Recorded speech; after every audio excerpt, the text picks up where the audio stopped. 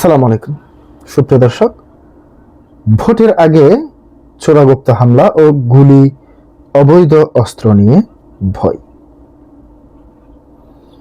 প্রিয় দর্শক, নির্বাচন কমিশনের পক্ষ থেকে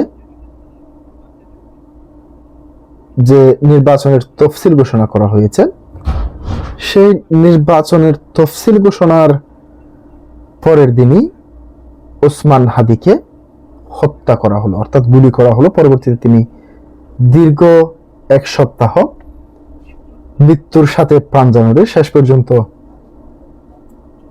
ইন্তেকাল করলেন।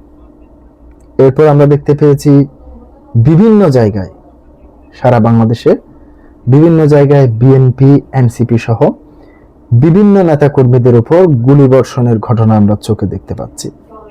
এই ঘটনাগুলি কি প্রমাণ করে না এদেশে আগামী নির্বাচন সুষ্ঠুভাবে হতে যাচ্ছে কিনা? আমি মনে করি আগামী নির্বাচন সুষ্ঠুভাবে হবে না। এর কারণটি হচ্ছে, এখনো পর্যন্ত কোনো আনুষ্ঠানিক প্রচারণার কাজ শুরু হয়নি। আনুষ্ঠানিক প্রচারণার কাজ শুরু হবে 22 তারিখের দিকে, অর্থাৎ ফেব্রুয়ারির 22 তারিখে। ইতিমধ্যে বিভিন্ন জায়গায় যুবদল নেতা হত্যাকাণ্ড ঘটনা দেখছি আমরা। তার পাশাপাশি বিভিন্ন জায়গায়, যেমন চট্টগ্রামের সাতকানিয়া এলাকায়, চন্দনেশ আংশিক সাতকানিয়া এলাকায় বিএনপি এক নেতাকে গাড়িবহর লক্ষ্য করে গুলি ছোড়া হয়েছে, যদিও তিনি প্রাণে বেঁচে গিয়েছেন। এর পাশাপাশি সারা বাংলাদেশে এই ধরনের ঘটনা আমরা দেখতে পাচ্ছি। এই ঘটনাগুলি কিসের ইঙ্গিত? চোরাগুপ্ত হামলা, গুলি, হত্যা, বিস্ফোরণ, মব সন্ত্রাস, অবৈধ অস্ত্রের ব্যবহার, একের পর এক ঘটনা নির্বাচন কেন্দ্রিক নিরাপত্তা নিয়ে শঙ্কা তৈরি করেছে।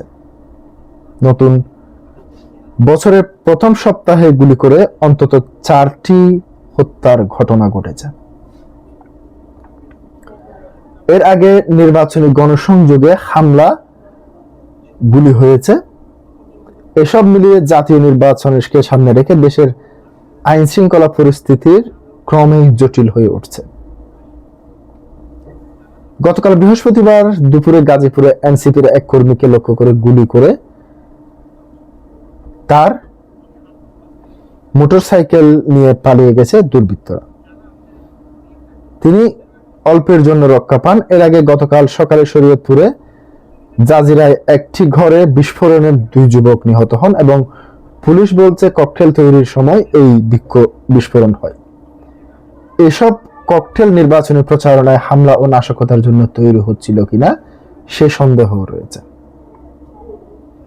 ওসমান হাদিকে গুলির ঘটনার পর নির্বাচনের সঙ্গে জড়িত ব্যক্তি, ভোটার, প্রার্থী ও রাজনৈতিক দলগুলোর মধ্যে এক ধরনের ভয় তৈরি হয়েছিল। তবে সেটা এখন কমে এসেছে। সম্প্রতি কিছু ঘটনা ঘটলেও নির্বাচন ভণ্ডুল করার মতো কোনো ঘটনা ঘটছে না। এই পরিবেশ ধরে রাখাটাই চ্যালেঞ্জ। এর আগে 16 ডিসেম্বর ঢাকার দক্ষিণ কেরানীগঞ্জের একটি বাড়িতে ভয়াবহ বিস্ফোরণের ঘটনা ঘটেছে। তবে একতলা ভবনের 2 কক্ষে দেওয়ালে উড়ে ব্যাপক ক্ষয়ক্ষতি হয়। ঘটনাস্থল থেকে ককটেল, রাসায়নিক দ্রব্য ও বোমা তৈরির সরঞ্জাম উদ্ধার করেছে পুলিশ। কয়েকজনকে গ্রেপ্তার করা হয়েছে। পুলিশ সূত্র বলছে, জিজ্ঞাসাবাদে গ্রেপ্তার ব্যক্তিরা জানিয়েছেন, মাদ্রাসা পরিচালনার নামে ভাড়া করা ওই বাড়িতে তৈরি করা বেশ কিছু বোমা এর আগে ভিন্ন স্থানে পাঠানো হয়েছে। আবার সরকারি রাজনৈতিক হত্যাকাণ্ড বা হামলা না হলেও মব সন্ত্রাসে উচ্ছৃঙ্খল জনতার সংঘবদ্ধ হামলার ঘটনা মানুষের মধ্যে নিরাপত্তা বোধের অভাব তৈরি করেছে। যেমন 31 ডিসেম্বর রাতে মোটরসাইকেলের সঙ্গে গাড়ির ধাক্কা লাগাকে কেন্দ্র করে রাজধানীর বসুন্ধরা আবাসিক এলাকায় মব তৈরি করে আইনজীবী নাইম কিবরিয়াকে পিটিয়ে হত্যা করা হয়েছে। একই দিন শরীয়তপুরে ডামুডায় ব্যবসায়ী খুকন চন্দ্র দাসকে কুপিয়ে ও পুড়িয়ে হত্যা করা হয়। এর আগে 18 ডিসেম্বর ময়মনসিংহের ভালুকায় ধর্ম অবমাননার অভিযোগ তুলে দীপু চন্দ্র দাস নামের এক যুবককে পিটিয়ে হত্যা করা হয়। 19 ডিসেম্বর গভীর রাতে লক্ষ্মীপুরের দরজায় তালা লাগিয়ে ও পেট্রোল ঢেলে স্থানীয় এক বিএনপি নেতার ঘরে আগুন দেওয়া হয়। এতে আগুনে পুড়ে ওই নেতার 7 বছর বয়সী এক মেয়ের মৃত্যু হয়। দগ্ধ হয় বিএনপির নেতা সহ আরো দুই মেয়ে। গত সোমবার রাতে চট্টগ্রামের রাউজানে এক যুবদল নেতাকে গুলি করে হত্যা করে দুর্বৃত্তরা। একই দিনে সন্ধ্যায় যশোরে মনিরামপুর এক বরফ কল ব্যবসায়ীকে গুলি করে এবং রাত 9টায় নরসিংদীর পলাশ উপজেলায় আরেক ব্যবসায়ীকে বাড়ির ফটকে গুলি হত্যা করা হয়েছে। এসব ঘটনা নির্বাচনী পরিবেশ নতুন করে ভয়ের পরিস্থিতি তৈরি করেছে। বিশ্লেষকরা মনে করছেন এসব ঘটনাকে দ্রুত নিয়ন্ত্রণে এনে মানুষের মধ্যে নিরাপত্তা বোধ তৈরি করতে পারাটা ভোটের আগে সবচেয়ে বড় চ্যালেঞ্জ। সরকারের পক্ষ থেকে মব সন্ত্রাসের বিরুদ্ধে নানা বক্তব্য এলেও বিভিন্ন ব্যক্তি বা প্রতিষ্ঠানের উপর মবের ঘটনা ঘটেছে।